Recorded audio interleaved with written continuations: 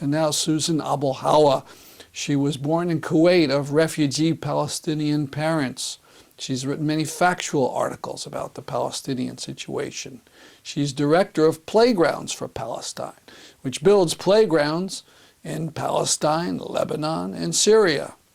This is her first novel, Mornings in Jenin.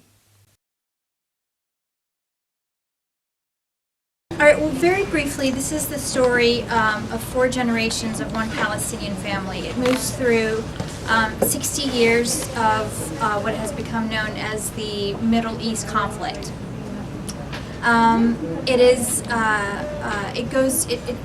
It moves from Palestine to Jordan to Lebanon and then to the United States, and it's principally a story of 3 siblings.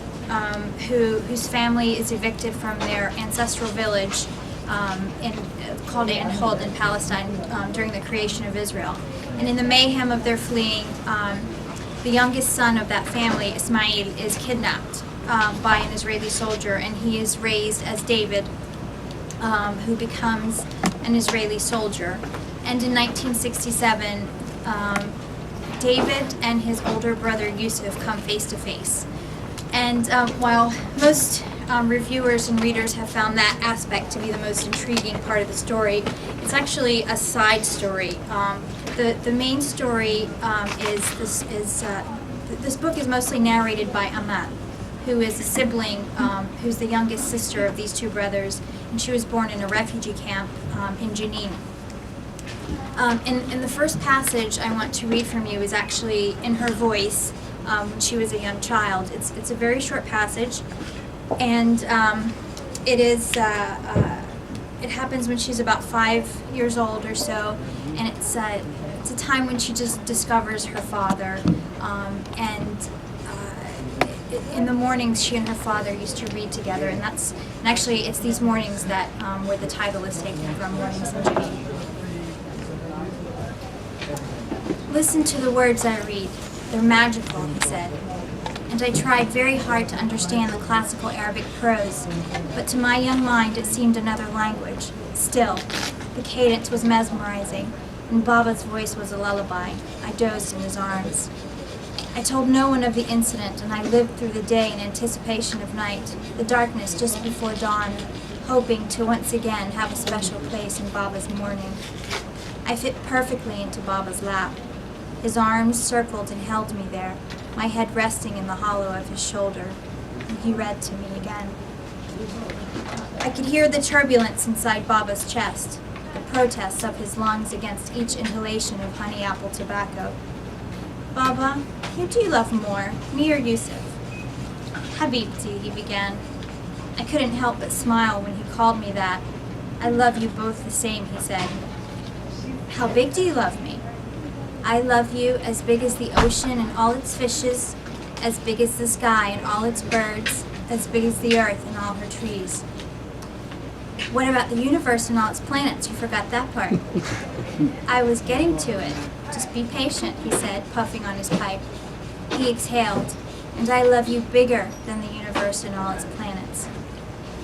Do you love Yusuf that much? Yes, as big as the ocean, but without all the fishes. My heart grew with all the fishes, the idea that Baba loved me just a little bit more. What about the sky and the earth? Do you love him that big, but without all the birds and the trees? Yes, but don't tell anyone. I won't, Baba, I swear. My heart swelled with birds now. What about the universe part? Don't be greedy, he winked at me. I have to get to work, Habibti. Tomorrow. It was difficult to wake up so early, and I would nod back to sleep in Baba's arms. Eventually, I became accustomed to rising before the sun, a habit that has long endured. Every dawn, while Baba read on the terrace of our small adobe home, he and I witnessed the sun pour itself over the land, drenching everything it touched with life. Baba said, "The land and everything on it can be taken away, but no one can take away your knowledge or the degrees you earn." I was 6 then, and high marks in school became the currency I gave for his approval, which I crave now more than ever. I became the best student in all of Jenin and memorized the poems my father so loved. Even when my body grew too big for his lap, the sun always found us cuddled together with a book. My life before the war returns to me in memories bracketed by Baba's arms and scented with the honey apple tobacco of his olive wood pipe. This next passage is also in Amal's voice. And not all the book is narrated by her, by the way. There are 3 different narrative voices. Amal is only one of them, and she's the primary narrative voice. There's also an omniscient voice, and her older brother Yusuf also narrates certain chapters. And this is Amal. At this point, has lost everything, all of her relatives, nearly her immediate family anyway, in one way or another, not necessarily to death. And she's being sent to an orphanage to live.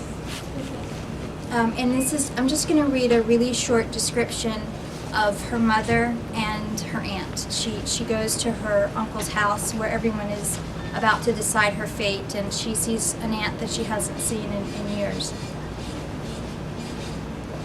"Take off your shoes, Amal, and come join us," someone said, before realizing that I wore none. I walked slowly toward them on the cobblestone. It was dark, and the light from 2 lanterns was fluttering with moths and mosquitoes.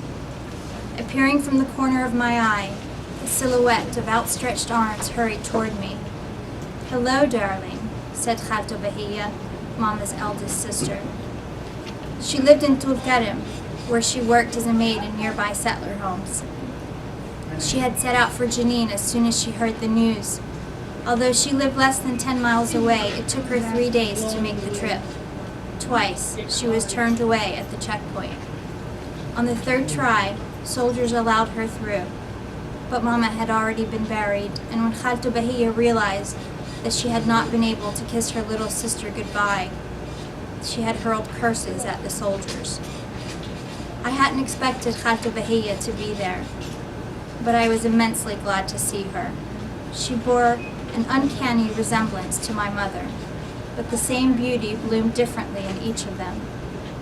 My mother's fairness was exquisite and untouchable, roaming alone in an abandoned castle. Khalto Bahia's beauty took you in immediately. Hers was easy and disclosed hordes of laughter stolen from wherever it could be found. Gravity, sun, and time had scrawled on their faces the travails of hard work, childbirth, and destitution. But even these lines disagreed on their faces.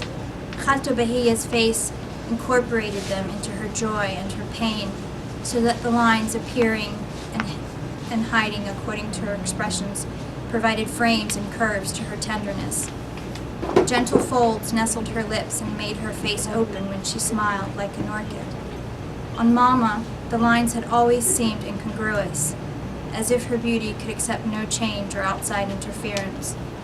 The wrinkles on Mama's face had carved her skin like prison bars, behind which one could discern the perpetual plaint of something grand and sad, still alive and wanting to get out.